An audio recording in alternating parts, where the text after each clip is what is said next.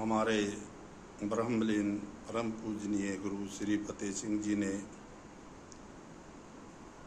बताया कि एक शिष्य ने अपने गुरु से प्रश्न किया कि हे गुरुदेव महाराज, हम प्रतिदिन आपका सत्संग सुनते हैं, आने वाले भी आपका सत्संग सुनते हैं, लेकिन सभी यही कहते हैं कि सत्संग का असर नहीं होता। मैं भी यही कहता हूँ कि मेरे ऊपर भी सत्संग का कोई असर नहीं। कृपा आप मेरे प्रश्न का उत्तर दो।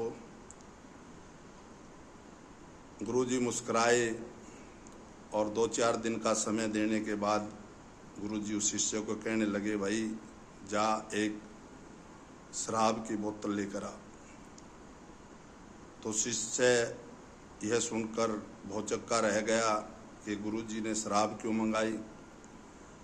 तो लेकिन कहते हैं कि गुरु कहे सो कर, गुरु करे सो ना कर। उसने आदेश का पालन किया और एक शराब की बोतल ले आया। गुरुजी बोले, भाई इसको एक गिलास के अंदर डाल। शिष्य ने वैसे ही किया और कहा, भाई ये शराब जो है तू पी, लेकिन एक चीज़ का ध्यान रखना है कि शराब गले से नीचे नहीं जानी चाहिए।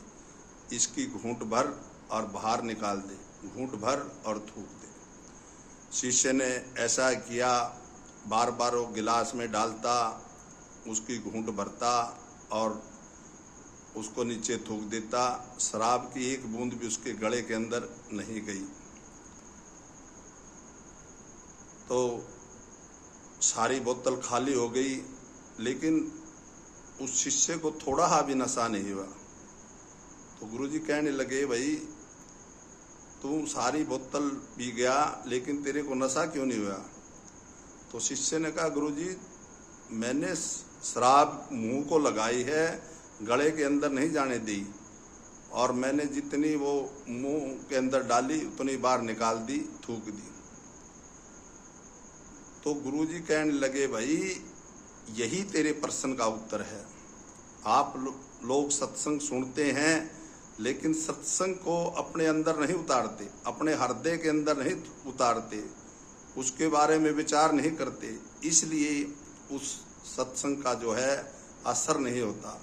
यदि आप श्रद्धा भाव से सत्संग सुने, उसको अपने हृदय के अंदर उतारें, उस पर विचार करेंगे तो आपको सत्संग का लाभ होगा, सत्संग का असर होगा।